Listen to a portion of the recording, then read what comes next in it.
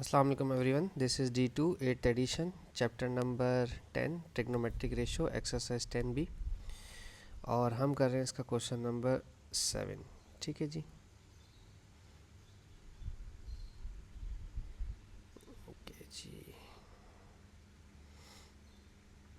अच्छा, यहाँ पूछ रहे क्या है, पहले तो ये पता चल जाए ना हमें कि बात क्या हो रही है। इधर कह रहे हैं अ फिगर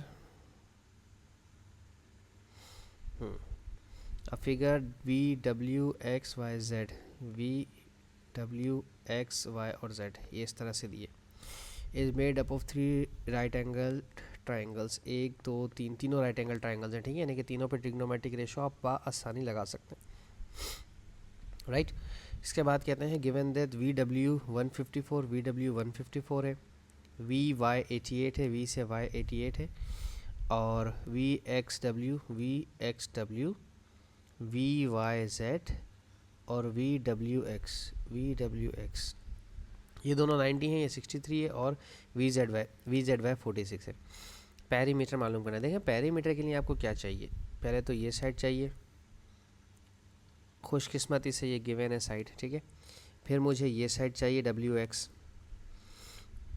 अब अगर आप WX मालूम करने की कोशिश करते हैं तो WX जो है इस वक्त आपका एडजेसेंट साइड है, बेस है, और मैंने आपको सिखाया था 100 का टोआ, ठीक है, 100 का और टोआ। अब इसमें से आपके पास एक एडजेसेंट है और एक हाइपोटेन्यूस, क्योंकि ये रहा x 90 डिग्री और 90 डिग्री के सामने है हाइपोटेन्यूस। a और h किस में है, ये मेरा h है हाइपोटेन्यूस, ठीक है। a और h इसमें है CAH कॉस के अंदर, तो cos theta is equals two adjacent upon hypotenuse, ठीक है। तो कॉस 63 लेंगे, 90 डिग्री कोई नहीं लेगा, ठीक है। एडजेसेंट आपको मालूम करना है विच इज़ WX, हाइपोटेन्यूस है 154। क्रॉस मल्टीप्लाई करवाएं। क्रॉस मल्टीप्लाई तो नहीं कह सकते हैं आप, मल्टीप्लाई कहते हैं 154 को। WX के लिए आपको 154 को मल्टीप्लाई करवाना है cos 63 से, ठीक है। 154 cos 63 ये आ रहा है 69.9, तो मैं इसको 70 कर रहा हूँ, ठीक है। राउंड ऑफ कर रहे हैं। अब 69.9 को तो अब क्या राउंड ऑफ ही कर दें, ठीक है। तो ये आ जाएगा 70। इसके बाद चाहिए मुझे ये वाली side which is which is XY, ठीक है।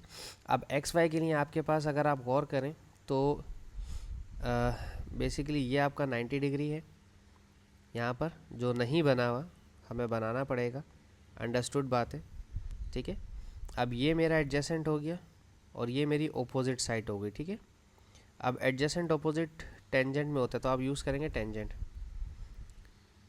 लेकिन आप टेंजेंट अगर यूज़ करते हैं तो एंगल तो गिवन ही नहीं है, सही है।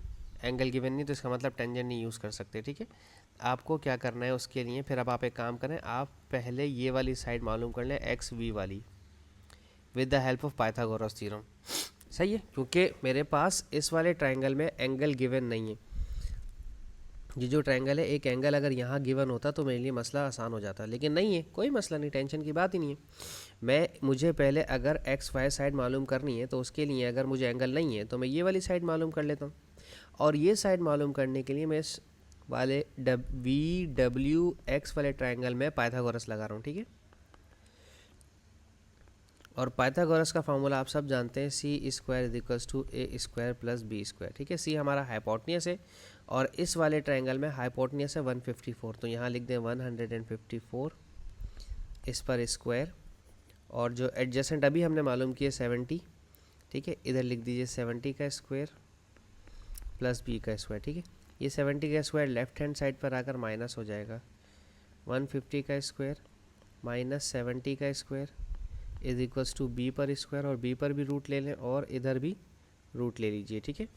तो मैं रूट में सॉल्व कर रहा हूँ इसको, रूट 154 का स्क्वायर माइनस 70 का स्क्वायर, ये आ रहा है 556 रूट 6, B की वैल्यू आ रही है 56 रूट 6। मैं यहाँ लिख देता हूँ, डेसिमल में नहीं लिख रहा, मैं यही वैल्यू ले रहा हूँ, ये एग्जैक्ट वैल्यू है, ठीक है। ये मैंने ले लिया। अब इसे इरेज कर देते हैं थोड़ी सी देर के लिए, या आप कॉपी कर लें अपने पास इतने, वीडियो पॉज करके। अब आ जाते हैं इस ट्रायंगल के अंदर, मुझे ये चाहिए एक्स वाई, तो फिर दोबारा पाइथागोरस लगाएं। अब we triangle V X Y पे पाइथागोरस लगा रहा हूँ मैं, ठीक है। इसमें हाइपोटेन्यूस है मेरा वी एक्स का स्क्वायर और एक्स वाई का स्क्वायर और वी वाई का स्क्वायर, ठीक है।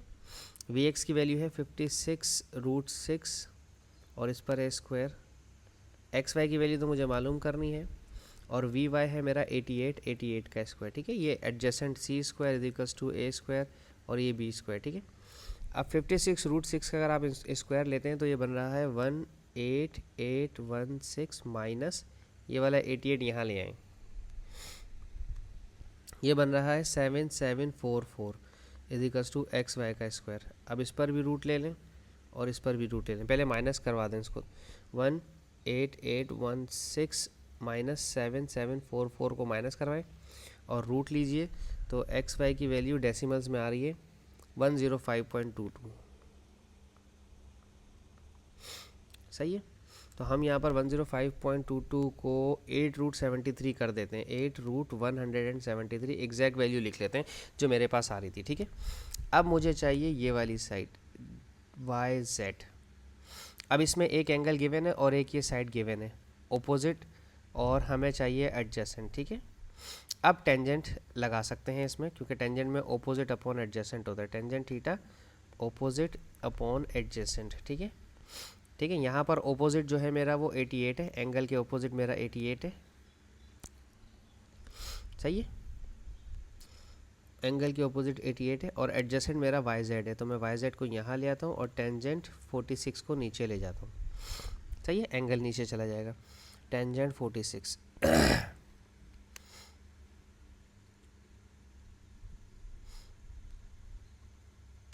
ये आ रहा है 84.9, तो 84.9 को आप 85 ही कर दें डायरेक्ट, ठीक है।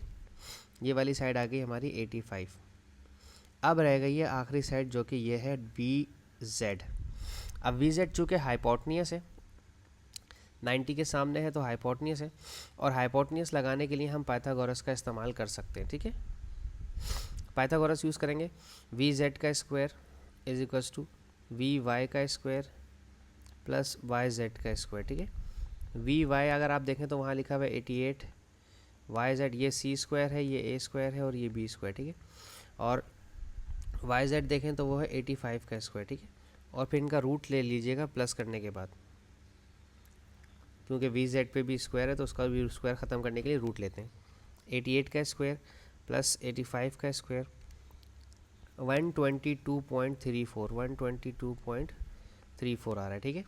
122.34 सारी वैल्यूज़ आ गई। अब निकालना है इसका पैरीमीटर, ठीक है। इसको इरेज कर देता हूँ, होप सो आपने इसको कॉपी किया होगा।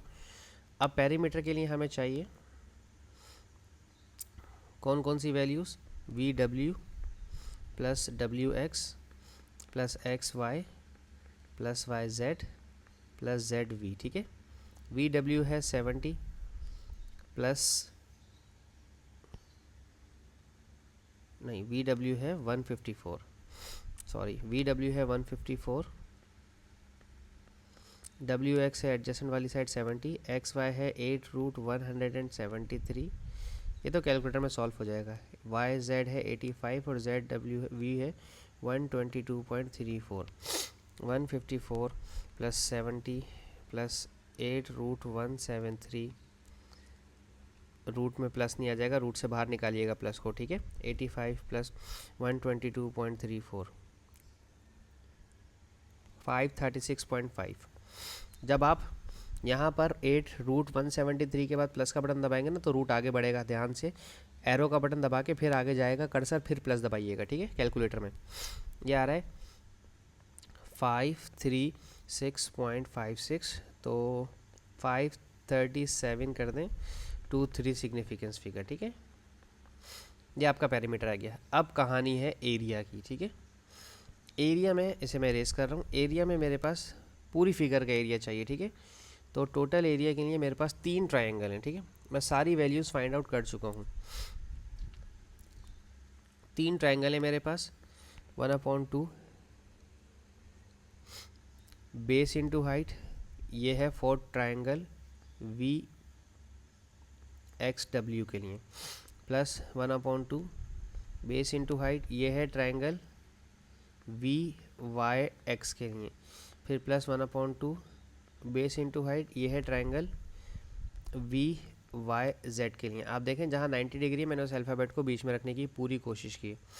पहले ट्राइंगल का जो बेस है एडजेसेंट 90 डिग्री की साइड, जो 90 डिग्री के दोनों साथ साइड है, हाइपोटेन्यूज कोई नहीं लेगा, ये और ये ली जाएंगी, ठीक है, ये और ये और ये और ये, ठीक है।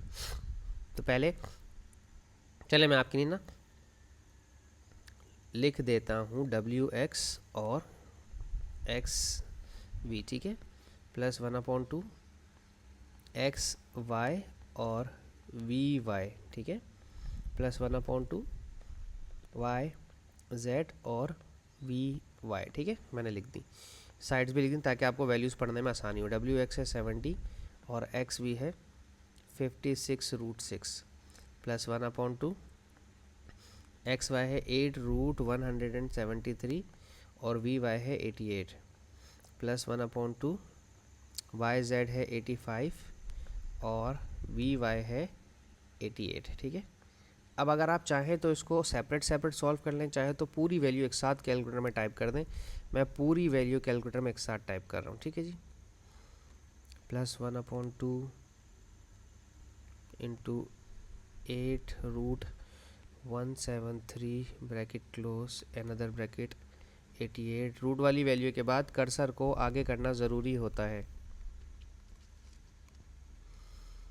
उस तेरी, ये तो बहुत बड़ा आ रहा है आंसर, ये आ रहा है 13170.8।